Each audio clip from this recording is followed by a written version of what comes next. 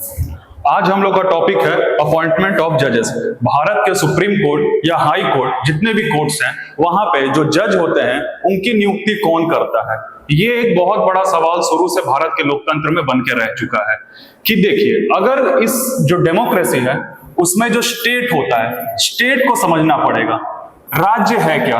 राज्य के तीन पिलर होते हैं, जो एक है लेजिस्लेचर, एग्जीक्यूटिव और जुडिशियरी। जुडिशियरी का काम होता क्या है? न्यायालय का काम, कि अगर कोई दो लोग के बीच में विवाद है तो उस विवाद को उसका सॉल्यूशन देना, उसका कंसिलिएशन कराना, ये सब चीजें जुडिशियरी करती हैं। अब देखिए, अगर कोई पर्सन ए है और कोई पर्सन बी है, इनके बीच में अगर कोई विवाद है तो प्रिंसिपल ऑफ नेचुरल जस्टिस, प्रकृति क्या कहता है कि इन दोनों में अगर लड़ाई है तो इसका फैसला किसी तीसरे को करना चाहिए, सी। इसी प्रिंसिपल को जो कहते हैं हम लोग न्यूमो ज्यूडेक्स। इसका मतलब है कि कोई भी विवाद जिसमें आप सम्मिलित हो ए या बी, वहां ए और बी क्या जज नहीं बन सकता है, या फिर कोई भी ऐसा इंसान जो इस केस में इंटरेस्टेड हो, जो कि इस केस में बायस्ड हो, कोई उसका फैमिली रिलेटिव हो, किसी भी तरह का अगर रिलेशन पाया जाता है तो उसको हम लोग जज नहीं मान सकते हैं इस केस में। अगर ऐसा होता है तो एक टर्म होता है रेक्यूजल, वो जज खुद ही उस चीज को क्या कर देगा? रेक्यूज कर देगा। अब देखिए, सबसे बड़ा यहाँ पे कॉन्सेप्ट आता है कि मान लीजिए ये जो विवाद था ए और बी में, इस विवाद में आप समझते जाइए कि अगर यहाँ पे स्टेट है और यहाँ बी है कोई, अब बताइए इनका जो फैसला लेने वाला है वो कौन है? कोई सी। और एक बात बताइए कि स्टेट में अभी हम लोगों ने पढ़ा कि तीन कॉन्सेप्ट होते हैं, एक लेजिस्लेचर, एक एग्जीक्यूटिव और एक जुडिशियरी। अगर एक बात बताइए, यही जुडिशियरी अगर फैसला लेगा तो ये तो न्यूमो जुडेक्स का जो कॉन्सेप्ट है वो ही गलत हो गया कि जुडिशियरी स्टेट ही क्या कर रहा है? न्यायालय के जजों की नियुक्ति कर रहा है। अगर न्यायालय के जजों की नियुक्ति अगर स्टेट ने कर दिया है तो क्या कभी वो जज उसके अगेंस्ट डिसीजन ले पाएगा? स्टेट के अगेंस्ट नहीं। तो एक ऑटोनॉमी और इंडिपेंडेंसी जो कहा जाता है ये खत्म हो जाएगा। अगर यही खत्म हो गया तो डेमोक्रेसी प्लस पार्लियामेंट्री सिस्टम का एक बेसिक पिलर को हम लोग वायलेट कर रहे हैं। तो आज हम लोग समझेंगे कि क्या जो सुप्रीम कोर्ट के जजेस होते हैं उसकी नियुक्ति क्या सरकार करती है या फिर खुद जुडिशियरी खुद करती है। अब ये जो नियुक्ति का सवाल है ये एक सबसे बड़ा कॉन्सेप्ट यहाँ पर आके है, और ये आज से नहीं चल रहा है, ये कई सालों से इस पे विवाद चल रहा है। हम लोग केसेस पढ़ेंगे, first case, second case, third case, fourth case, जजेस के रिगार्डिंग ये सब केसेस होने वाले हैं। एक एक केस को हम लोग डिटेल में यहाँ समझ लेंगे कि किस केस में क्या वर्डिक्ट आया है, किसका ज्यादा रोल है, जुडिशियरी खुद अपने जजेस की नियुक्ति कर लेते हैं या फिर सरकार उसमें अपना रोल निभाती है। तो हम लोग शुरू से पहले समझेंगे कि स्टार्टिंग में क्या होता है, कॉन्स्टिट्यूशन क्या प्रोविजन बनाता है कि जो भारत के जो राष्ट्रपति हैं यही क्या करेंगे? सुप्रीम कोर्ट के जजेस की नियुक्ति करेंगे। किसके कंसल्टेशन में? Chief justice of India. यानी एक बात समझिए, मुख्य न्यायाधीश जो रहेगा उससे क्या करेगा? राष्ट्रपति एक बार कंसल्ट करेगा, और इसके बीच में ये है, और ये यहाँ पे क्या करेंगे? सुप्रीम कोर्ट के जजेस की नियुक्ति कर देंगे। एक जज, दो जज, 3, 4, 5 ऐसे अपने जजेस की नियुक्ति कर दिए। लेकिन यहाँ पे कॉन्सेप्ट समझने लायक और है, प्रेसिडेंट जो है किसके एडवाइस पे काम करता है? काउंसिल ऑफ मिनिस्टर्स, यानी मंत्री। देखिए कॉन्सेप्ट को ध्यान से, मंत्री राष्ट्रपति को बोल रहा है, राष्ट्रपति सीजेआई से अपना संपर्क कर रहा है और सीधा जज को नियुक्त कर देना है। इसका मतलब जो शुरुआत हो रहा है वो मंत्री लोग से हो रहा है, यानी सरकार जिसकी है वो ही पहले डिसाइड कर रहा है कि कौन बनेगा भारत में जज। तो ये कंप्लीटली एक एग्जीक्यूटिव इंटरफेरेंस आ रहा है। तो इसी चीज को हम लोग समझेंगे। देखिए सिस्टम क्या कहता है कि ये हो गए हमारे राष्ट्रपति जी। अब राष्ट्रपति जी क्या करते हैं कि यहां पे बैठेंगे, मान लीजिए मोदी साहब या काउंसिल ऑफ मिनिस्टर, ये इनको बोलेंगे एडवाइस राष्ट्रपति को कि आप सुप्रीम कोर्ट में जज किसको बनाइए। अब ये क्या चीफ जस्टिस जो एक मुख्य न्यायाधीश हो गया, ये इनसे एक बार क्या करेंगे? सिर्फ कंसल्ट करेंगे, एक बार पूछेंगे। कंसल्ट करने के बाद अपने जो जजेस होते हैं इनको ये बना देंगे। यानी आप फ्लो देखिए, शुरुआत कहां से हो रहा है? काउंसिल ऑफ मिनिस्टर से। तो ये एक बहुत बड़ा प्रश्न चिन्ह बन के रह गया था भारत के डेमोक्रेसी पर कि क्या सरकार ही कंट्रोल कर रही है। तो देखिए, इससे करने से दिक्कत क्या है कि अगर सरकार ही कंट्रोल कर रहा है तो इसमें कोई प्रॉब्लम है। प्रॉब्लम बस ये है कि किसी केस में अगर स्टेट रहा और सामने कोई ए पर्सन रहा, तो जुडिशियरी जिसको कर रही है यहाँ पे डिसीजन, क्या वो सही डिसीजन ले पाएगी? कभी नहीं ले पाएगी। क्यों? क्योंकि इस जज का नियुक्ति किसने किया है? खुद सरकार ने ही किया है।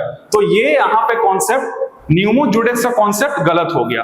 देखिए, जब तक रिलेशन सब कुछ ठीक रहते हैं किसी भी इंसान के बीच में, तो यहाँ पे सब सही चल रहा था। दैट मीन्स कि देखिए, जब हम लोग इस केस को 1973 से केशवानंद भारती केस से पहले देखे, जब इस सरकार को कोई दिक्कत नहीं था, सुप्रीम कोर्ट को कोई दिक्कत नहीं था, सारा प्रोसेस आराम से चलते रह रहा था। दिक्कत शुरू होता है 1973 के बाद में, मैडम इंदिरा गांधी के बाद। आप समझ के चलिए कि प्रॉब्लम स्टार्ट हो रहा है। देखिए क्या होता है कि जब पहला बार इसको कहते हैं फर्स्ट जज केस, पहला बार ये चीज हुआ कि क्या सुप्रीम कोर्ट के जजेस की नियुक्ति कौन कैसे करेगा। तो पहला बार ये जो फर्स्ट जज केस है 1983 में ये केस आता है। इसमें क्या कहा जाता है कि जो राष्ट्रपति जी हैं, प्रेसिडेंट, ये जो नियुक्त कर रहे हैं सुप्रीम कोर्ट के जजेस को चीफ जस्टिस के कंसल्टेशन में, ठीक है।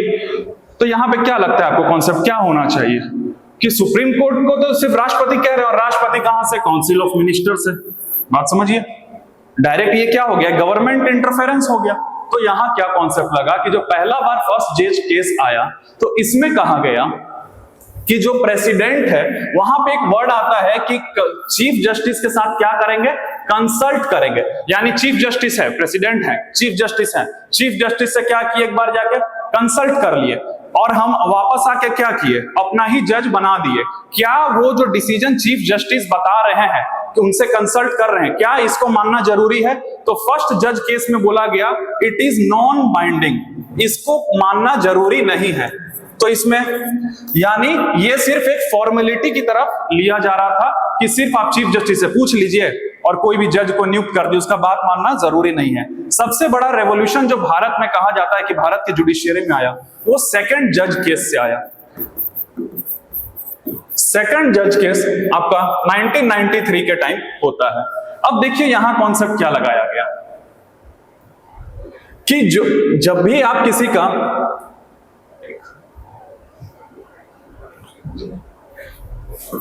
सेकंड जज केस को कि अगर राष्ट्रपति जी चीफ जस्टिस ऑफ इंडिया से जो कंसल्टेंसी ले रहे हैं, यानी जो बात विचार कर रहे हैं, कॉन्सेप्ट रखा गया आर्टिकल 50 का। आर्टिकल 50 में कहा गया कि जुडिशियरी को एग्जीक्यूटिव से अलग रखना चाहिए।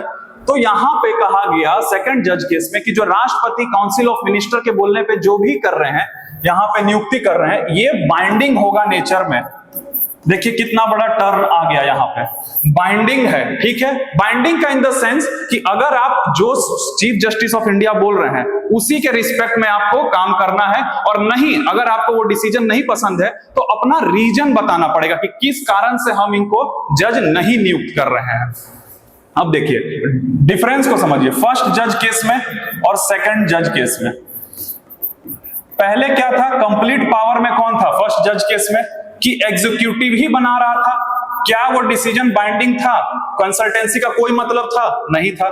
तो यानी एग्जीक्यूटिव कंट्रोल में कंप्लीटली, यानी सरकार ही जजेस को चूज कर रही थी इसमें। और सेकंड जज केस में क्या हुआ कि जो सुप्रीम कोर्ट क्या करेगी, एक सिस्टम यहीं से निर्माण होता है। इस सिस्टम का नाम है कॉलेजियम सिस्टम।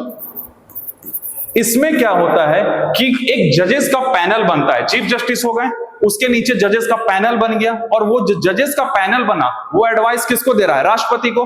तो राष्ट्रपति उस चीज को अब उनको समझना पड़ेगा कि अगर हम इस एडवाइस को नहीं मान रहे हैं, XYZ को अगर जज बनाना है, नहीं मान रहे हैं, तो क्या रीजन है इसके पीछे, ये रीजन बचाना पड़ेगा। यानी इसमें कहा गया कंप्लीटली कि जो सुप्रीम कोर्ट है अपना एक प्राइमल मैटर है, इसके अपने घर का मैटर, ये स्टेट तो नहीं है, क्योंकि अगर स्टेट होता तो न्यूमो जुडिस का कॉन्सेप्ट क्या हो गया? गलत हो गया। तो कहा गया कि प्राइमल मैटर के अकॉर्डिंग ये अपना खुद ही जज अपना डिसाइड करेंगे। अभी भी देखिए नियुक्ति कौन कर रहा है? राष्ट्रपति ही कर रहा है। लेकिन क्या इनका एक प्राइमरी रोल आ गया। तो सेकंड जज केस से क्या सीखने को मिला है कि कॉलेजियम सिस्टम भारत में आ चुका है, यानी सुप्रीम कोर्ट अपना जज खुद ही तय करेगा या फिर हाई कोर्ट के जजेस को खुद ही तय करेगा।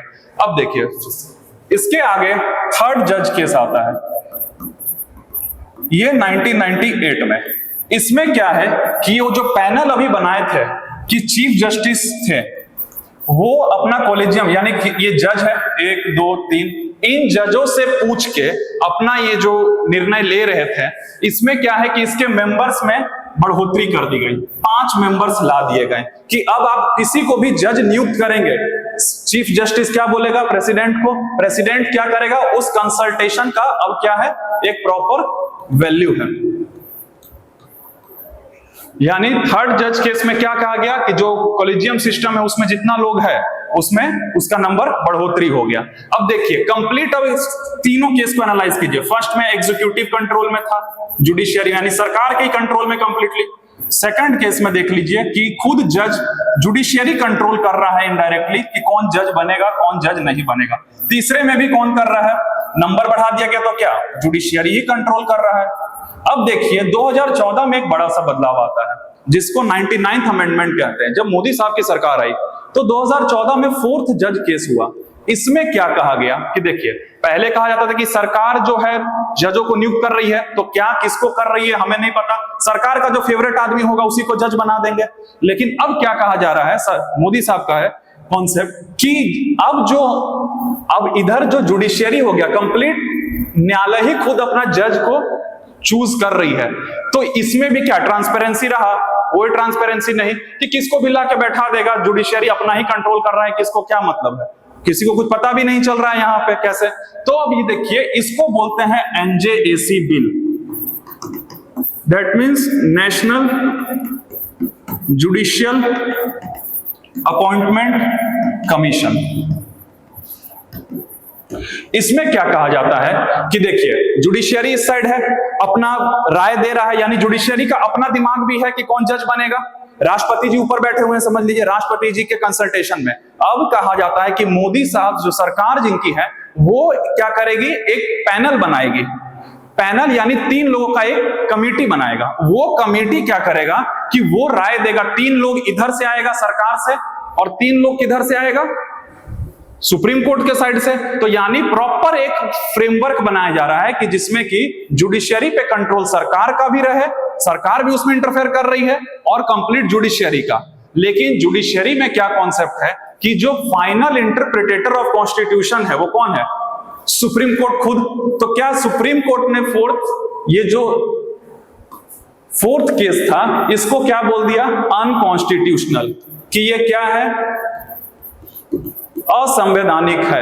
यहां पे कहा जाता है कि इस चीज को हम नहीं मानेंगे क्योंकि जुडिशियरी एक क्या है, इंडिपेंडेंट रहना चाहिए। सरकार का डायरेक्ट कंट्रोल आ गया यहां पे, तो सरकार अपने फेवरेट लोगों को वहां पे बैठाना चाहेगी। तो आज भी जो भारत में अगर न्याय की आप कहीं से अपेक्षा रखते हैं तो वो सुप्रीम कोर्ट से रखते हैं। सुप्रीम कोर्ट कैसे, क्योंकि अभी आप सारे केसेस को पढ़ लिए कि जो कॉलेजियम सिस्टम है, यानी अगर बेसिक लैंग्वेज में समझिए तो जज जो होता है, जज का नियुक्ति खुद जज ही करता है, कोई बाहरी आदमी आके नहीं करता। अगर बाहरी सरकार आके करने लगे तो सरकार नियुक्ति कर दिया, तो सरकार का कोई भी केस या कोई भी ऐसा इशू आता है तो क्या ये सही डिसीजन दे पाएगा, नहीं दे पाएगा। सरकार से कंप्लीटली क्या है, कनेक्टेड है।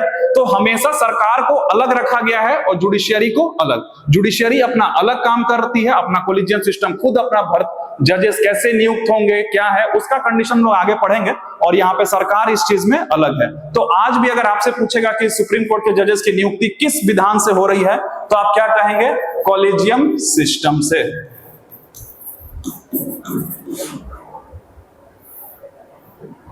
देखिए अब ये जो कॉलेजियम सिस्टम है इसको डीप में समझ लीजिए कि कैसे है।